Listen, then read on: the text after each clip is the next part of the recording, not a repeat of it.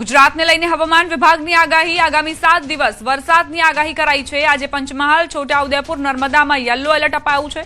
30 જુલાઈથી ફરી વરસાદનું જોર વધશે। દક્ષિણ ગુજરાતમાં ભારેથી અતિભારે વરસાદની સંભાવના વ્યક્ત કરાઈ છે। 30 से लेकर 2 अगस्त तक इसमें heavy to very heavy with extremely heavy rainfall का भी वार्निंग है। इसमें आज का लिए जो आइसोलेटेड प्लेसेस में heavy rainfall warning yellow warning के साथ दिया गया है। पंचमहल, दाहोद, छोटाउदेपुर और नर्मदा के लिए दिया गया है। तो 30 जुलाई को हमारा जो रेनफॉल एक्टिविटी है बढ़ने का संभावना रहेगा। वेरी हैवी रेनफॉल इसमें दिया गया है ऑरेंज वार्निंग के साथ। नर्मदा, दाल और तापी के लिए दिया गया है आइसोलेटेड प्लेसेस में, इक्का दुक्का स्थानों में येलो वार्निंग के साथ भी भारी वर्षा का संभावना रहेगा। 31 जुलाईए पण अत्यंत भारे वरसादनी आगाही कराई छे। दक्षिण गुजरातमां अति भारे वरसादनी आगाही छे। सौराष्ट्र, मध्य पूर्व गुजरातमां भारे वरसादनी आगाही। 1 ऑगस्टे भारेथी अति भारे वरसाद वरसी शके छे। हाल 4 सिस्टम सक्रिय छे। डीप डिप्रेशन, मॉन्सून ट्रफ, अपर air cyclonic circulation, western disturbance सक्रिय छे। और सौराष्ट्र कच्छ में जो हेवी रेनफॉल का वार्निंग दिया गया है डे 4 में 31 जुलाई को, इसमें जो डिस्ट्रिक्ट आ रहा है सुरेंद्रनगर, राजकोट, अमरेली और मोरबी के लिए दिया, मोरबी और बोटाट के लिए दिया गया है। ये बारिश का स्थिति, वेरी हेवी रेनफॉल का स्थिति गुजरात रीजन में 2 अगस्त तक चलता रहेगा। इस 30 जुलाई से लेकर आपका 1 अगस्त तक मछुआरे भाई के लिए वार्निंग है। स्क्वाली वेदर के साथ जो स्पीड रहेगा, पवन का जो गति रहेगा 40 से 50 किलोमीटर प्रति घंटा, गस्टिंग जो स्पीड रहेगा 60 किलोमीटर प्रति घंटा होने का संभावना है। आगामी 48 કલાકમાં ગુજરાતના કેટલાક ભાગોમાં વરસાદ। હવામાન નિષ્ણાંત અંબાલાલ પટેલની વધુ એક આગાહી। પંચમહાલ, વડોદરા, મહીસાગરમાં વરસાદી ઝાપટાની આગાહી કરાઈ છે। સૌરાષ્ટ્રના ભાગોમાં વરસાદ વરસશે। આગામી 48 કલાકમાં ગુજરાતના વિવિધ ભાગોમાં હળવા વરસાદ ઝાપટા પડવાની શક્યતા છે। પંચમહાલના ભાગો, મહીસાગરના ભાગોમાં પણ હળવા ભારે વરસાદ, હળવા ક્યાંક વધુ વરસાદી ઝાપટા પડવાની શક્યતા છે। દેશમાં 4 થી 5 સિસ્ટમ સક્રિય છે। ગુજરાતના ભાગોમાં ઓગસ્ટમાં મજબૂત વહન થશે। દક્ષિણ ગુજરાતમાં 5 થી 14 ઓગસ્ટમાં વરસાદની સંભાવના। તાપી નદીના જળસ્તરમાં વધારો થશે। 4 થી 5 સિસ્ટમ દેશમાં સક્રિય થતાં બંગાળ ઉપસાગરની સિસ્ટમ મજબૂત થતાં ત્યાંનો માર્ગ ગુજરાત તરફ આવતા અને મધ્યપ્રદેશના ભાગોમાં આવતા મધ્યપ્રદેશના ભાગોમાં ભારેથી અતિ ભારે વરસાદ થવાની શક્યતા રહી। દક્ષિણ ગુજરાતના ભાગોમાં 5 ઓગસ્ટથી લઈને 14 ઓગસ્ટ વચ્ચે ભારેથી અતિ ભારે વરસાદ થવાની શક્યતા રહેતા તાપી નદીનું જળસ્તર વધી શકે। આ ઉપરાંત લગભગ આઈઓડી પોઝિટિવ થતાં ઓગસ્ટ માસમાં પણ સારો વરસાદ થવાની શક્યતા છે। 8 થી લઈને 15 ઇંચ સુધીના વરસાદની સંભાવના છે।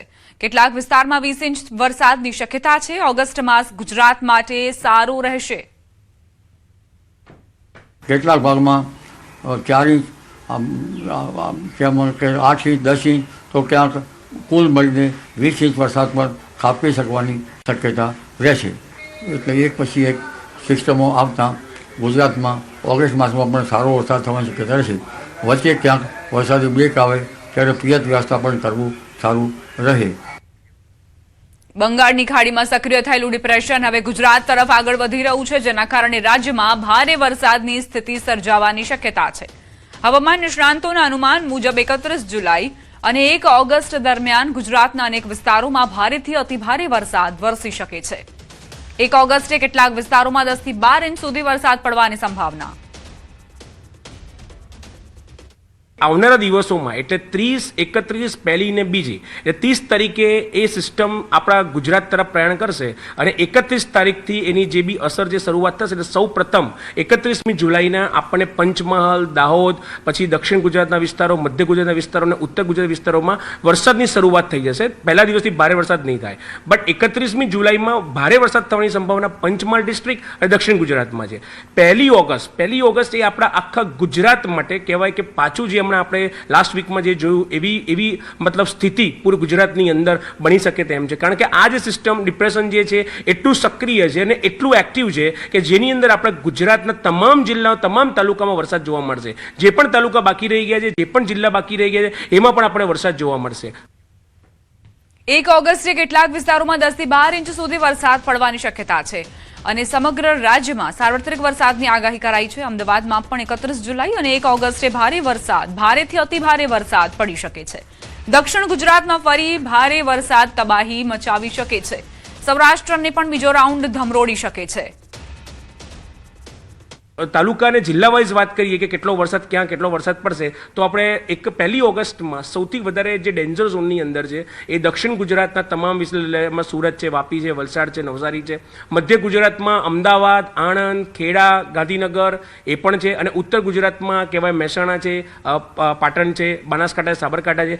એની સાથે સાથે આ વખતે નવા જિલ્લા હું જોડું છું જેમાં જે રાજકોટ છે, સૌરાષ્ટ્રની અંદરમાં રાજકોટ છે, ભાવનગર છે, બોટાદ છે અને દ્વારકા છે. તે છતાં કચ્છની અંદર પણ ભુજ, ભચાઉ, રાપર આ બધા અંદર ભારેથી અતિ ભારે વરસાદ થવાની પૂરેપૂરી સંભાવના 1 ઓગસ્ટના દિવસે છે. સુપર અલ્નિનોના વર્ષોમાં ચોમાસાનો સમયગાળો સામાન્ય કરતા ટૂંકો હોય છે, તેથી અંદાજે આ વર્ષે ચોમાસું 45 દિવસનું રહેવાની શક્યતા છે. ક્યાંક કોઈક એવા તાલુકા અને જિલ્લા થોડાક રહી જાય બટ સાર્વત્રિક વરસાદ 85-90% આપણે ગુજરાતમાં જોવા મળશે. એટલે આ સુપર અલ્નિનો પેટર્ન જ એવી છે કે વરસાદનો સમય એના દિવસો બહુ ઓછા હોય. એટલે 40 થી 45 દિવસનું ચોમાસું એક્ઝેક્ટલી સુપર અલ્નિનોમાં કહેવાય. ને એ 45 દિવસમાં એના 2 થી 3 રાઉન્ડ ઉપરા છાપરી પડી જતા હોય છે, જેના કારણે આપણે ક્યાંક વરસાદ ધાર્યોના વધારે પડી જાય અને ક્યાંક વરસાદ બિલકુલ જોવા નથી મળતો. એટલે આવનાર દિવસોમાં આ સુપર અલ્નિનો ઇફેક્ટના કારણે આપણે ગુજરાતના કોઈ એવા જિલ્લા કે તાલુકા રહેશે નહીં કે વરસાદ જોવા નહીં મળે. પણ આ એવું કહી શકાય કે ક્યાંક કોઈક વાવણી લાયક કે મતલબ ખેતી લાયક એમને જે એક્સપેક્ટેશન હોય એટલો વરસાદ પડવાની સંભાવના કોઈક એવા 10 કે 15% ગુજરાતના જિલ્લા કે તાલુકામાં જોવા નહીં મળે. દક્ષિણ ગુજરાતમાં અને મધ્ય ગુજરાતમાં અને ઉત્તર ગુજરાતમાં કોઈક એવા જિલ્લામાં 10 ઇંચથી 15 ઇંચ સુધીનો વરસાદ પડવાની પૂરેપૂરી 100% સંભાવના છે. કારણ કે જે આ વખતનું જે એનો જે મતલબ સ્ફિયર ઝોન છે, જે બધા એની એક્ટિવનેસની જે એની એક્ટિવિટી છે એક ક્લાઉડ ફોર્મેશનની એ બહુ પ્રબળ છે. આમ 31 જુલાઈથી 4 ઓગસ્ટમાં વરસાદના બીજા રાઉન્ડની ભારે અસર જોવા મળશે. ઉત્તર અને મધ્ય ગુજરાતમાં પણ ભારેથી અતિભારે વરસાદ થવાની સંભાવના છે. 3 ઓગસ્ટ એટલે એમાં પણ આપણે આખા ગુજરાતમાં સાર્વત્રિક વરસાદ જોવા મળશે.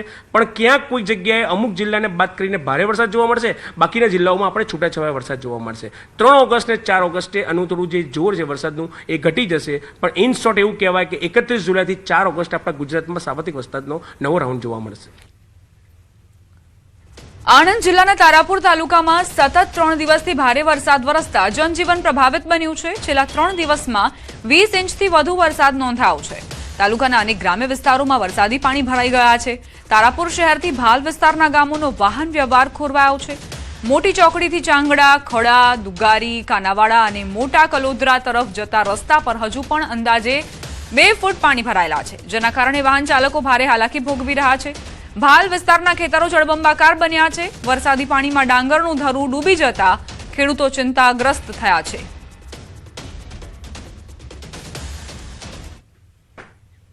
અરવલ્લી જિલ્લામાં અત્યાર સુધીમાં ખેતી લાયક વરસાદ તો થયો છે, પરંતુ સામાન્ય વરસાદના કારણે હજી સુધી જિલ્લાના જળાશયોમાં નવા નીરની આવક નથી થઈ. ઉપરાંત નદી નાળા પણ વહેતા થયા નથી, જેથી ખેડૂતોમાં એક તરફ ખુશી તો બીજી તરફ આગામી સિઝનની ખેતી માટે ચિંતાના વાદળો ઘેરાયા છે. ગત વર્ષે આ સમયે જિલ્લાના બધા જ જળાશયો ઓવરફ્લો થઈ ગયા હતા, પરંતુ આ વર્ષે વરસાદ બાદ પણ જળાશયો નવા નીર ન આવતા નદી નાળા અને કુવા બોરના જળસ્તર ઊંચા નથી આવ્યા, જેને પગલે ખેડૂતો ચિંતિત બન્યા છે. ત્યારે ખેતી લાયક વરસાદથી એક તરફ ખેડૂતોમાં ખુશી, જ્યારે બીજી તરફ જળાશયો ન ભરાતા ખેડૂતોમાં ચિંતાના માહોલ જોવા મળી રહ્યો છે.